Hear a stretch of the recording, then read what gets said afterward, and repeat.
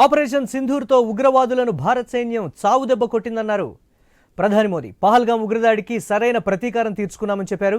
భారత్ జోలికొస్తే ఉగ్రవాదులకు ఎలాంటి గతి పడుతుందో ప్రపంచ దేశాలకు భారత సైన్యం తెలిసేలా చేసిందన్నారు. సిక్కింకు రాష్ట్ర హోదా వచ్చి 50 ఏళ్లు పూర్తయిన సందర్భంగా నిర్వహించిన కార్యక్రమానికి మోదీ వర్చువల్గా హాజరయ్యారు. పహల్గాంలో ఉగ్రమూకలు మానవత్వంపై దాడి చేశారని, ఉగ్రవాదులపై పోరాటంలో దేశ ప్రజలందరూ సైన్యానికి మద్దతుగా నిలవడంపై హర్షం వ్యక్తం చేశారు ప్రధాని.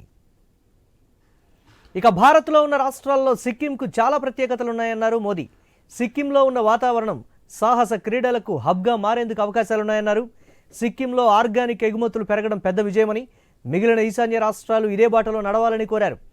గ్యాంగ్టాక్లో నిర్వహించిన కార్యక్రమానికి ప్రత్యక్షంగా రావాల్సి ఉన్న వాతావరణ పరిస్థితులు అనుకూలించక రాలేకపోయానన్నారు మోదీ.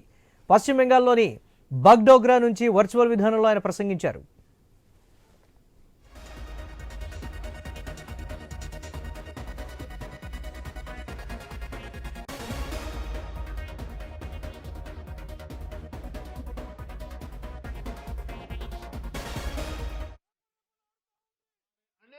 परिवारों की खुशियों को छीन लिया।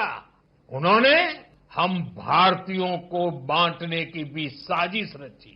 लेकिन आज पूरी दुनिया देख रही है कि भारत पहले से कहीं ज्यादा एकजुट है। हमने एकजुट होकर आतंकियों और उनके सरपरस्तों को साफ संदेश दिया है। उन्होंने हमारे बेटियों के माथे से सिंदूर पोंछकर उनका जीना हराम कर दिया।